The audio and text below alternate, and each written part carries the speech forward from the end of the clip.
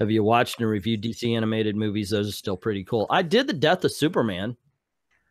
I could do them. I was actually thinking of just setting the camera up in front of the TV and letting it play behind me, since I don't have my green screen now. Going ahead. Yeah, I could do that. I haven't seen any of them since Batman Ninja, and that's God, that's oh, Batman Ninja was horrible. Yeah, I did a review of that one too. It was really, really bad. It was not good at all. I mean, how do you screw up Damian and Jason and Red Hood of all people? Well, you give them the old samurai bald cut and man buns and all that kind of stuff. They didn't. They weren't even without it. Even without it, they weren't even those characters. Yeah, you give Damian Wayne a monkey. That's how you screw it up. Yeah, I mean that Superman could have been a little bit better too, though. It really could have. I mean, I understand they wanted to use the modern New 52 look, but they could have kept it somewhat similar to the comic, because in the comic, when they killed each other, that last hit they both gave each other was dynamic. This one, oh, he flies into him and turns his head 360. I was like, for real? That's it? And then he gets shanked, like, out of nowhere. Yeah. Yeah. I can see your point on that. Oh, okay. Yeah, here's something to talk about. Did you watch the Elseworld? Says Akmal. Yeah. Did y'all watch that? The big crossover between the CW shows this year? Yes, and I have things to say. So everybody else go, and then I'll say my thing.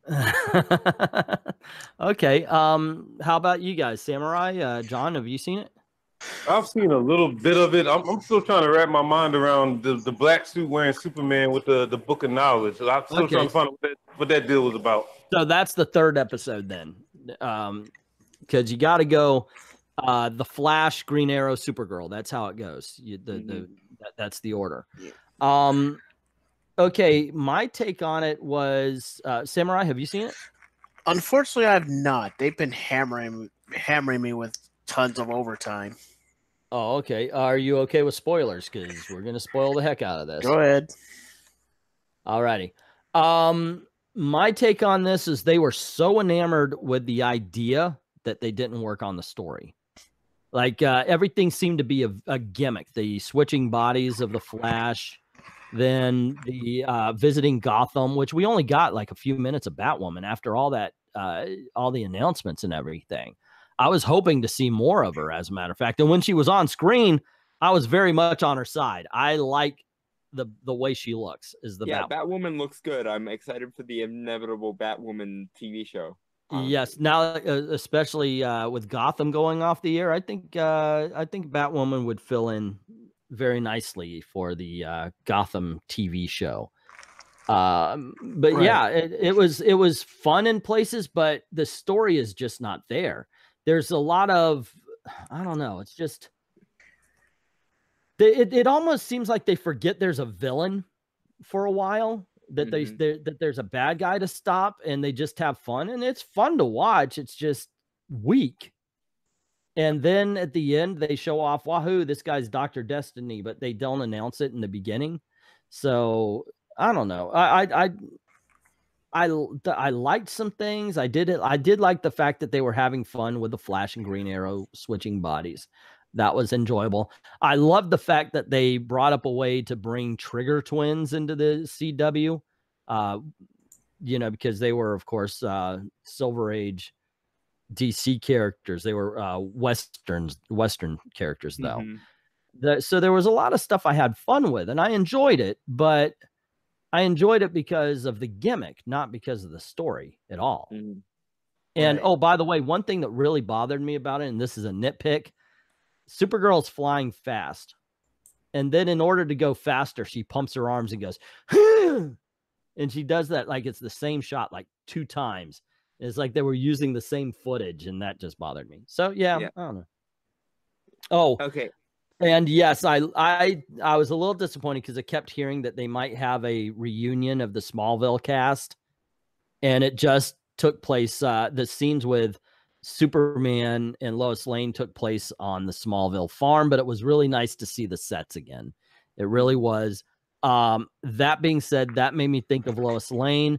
where the fuck did they find Skeletor, and why did they cast her as Lois Lane? Why is he cast as Lois Lane? That woman is a skeleton with bones on her. I was no, that's, you know, hashtag not my Lois Lane. Yeah, no. But yeah, Lois Lane's dad is a general. She would be more fit than that. Yeah, going ahead. You have the floor, Dalton. Okay, so the MacGuffin of the crossover is the Book of Destiny. Yes, that's Destiny and that book.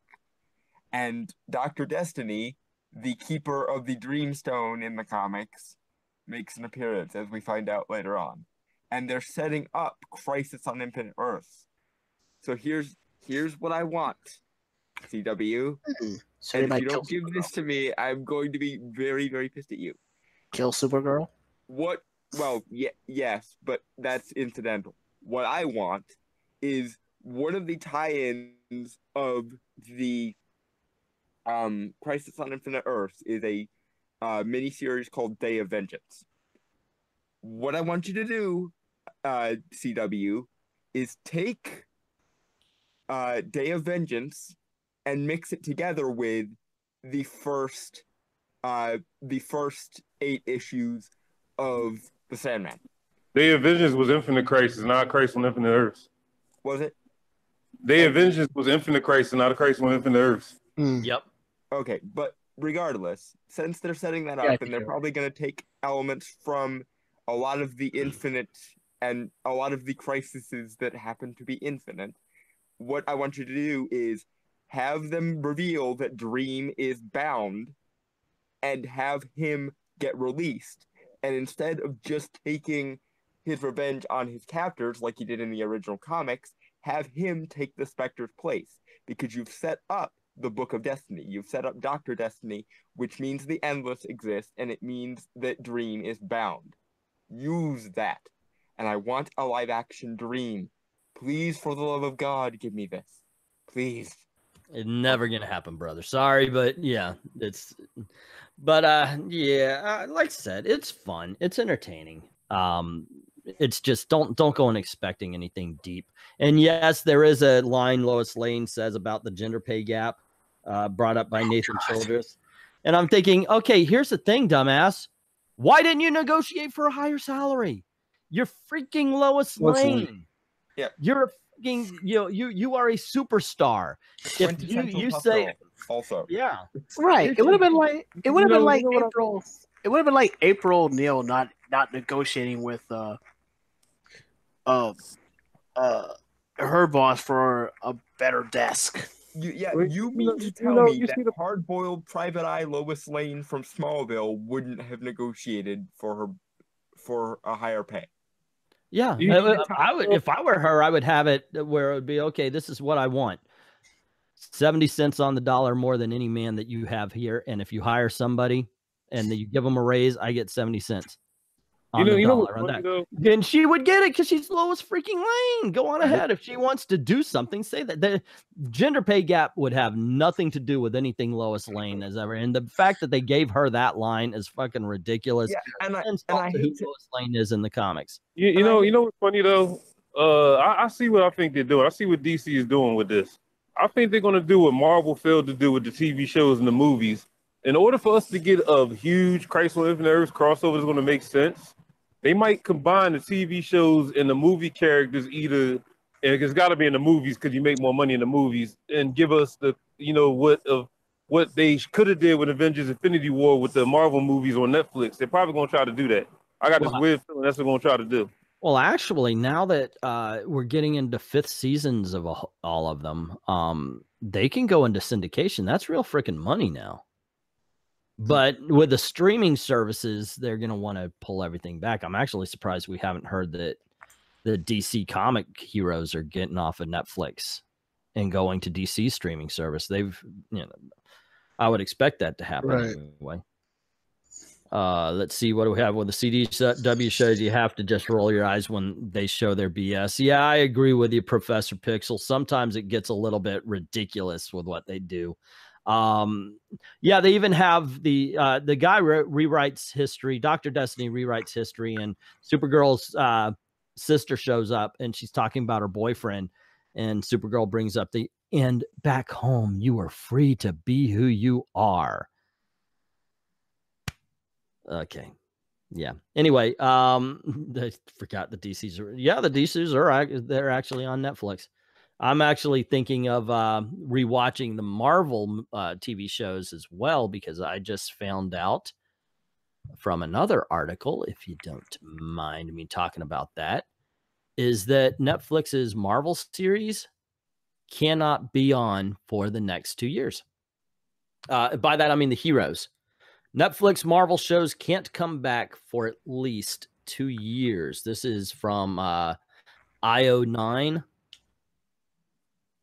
That's where I got this particular story here. Let me see if I can't share it so you guys can see what I'm talking about here. Dun, dun, dun. Tell me if I start roboting, because every time I load up a page, I'd start to robot. But you know what, though? It's just funny because it seems like DC is trying to pick up what Marvel, well, technically didn't fail at, but plans that Marvel was going to do with the TV shows and the movies and cross them over. It seems like DC saying, "Oh, well, Marvel didn't do it, so let's try to see what we can do with it." I love it, man. And tell you the truth, I love it because, okay, Marvel owns the theaters, but DC has TV. There you go, gang. So what did you think? What do you think of the Elseworlds special little crossover there? I know we didn't go too much into detail. I'm a little weird about going into things I like because I want you to enjoy them the same way I did. Of course, let me know how you felt about it. Let me know what you think. And let me know what you think about me doing maybe a weekly show where I review a DC animated series or a movie or something. Let me know in the comments below. Also, if you like this video, you know the drill. Click like, share, get word out about the channel. That's always a good thing. And also, if you haven't done it already, hit subscribe. But most importantly, ring that bell, because YouTube really doesn't care about the subscription numbers anymore. It's the notifications, kind of. Sometimes they notify you. Also, if you don't mind helping out the channel, going over to Patreon. Links in the description below, of course. And drop $1 until help us keep making videos for you. Thank everybody who's already done that, and to everyone, all of the true believers, thank you very, very much for watching.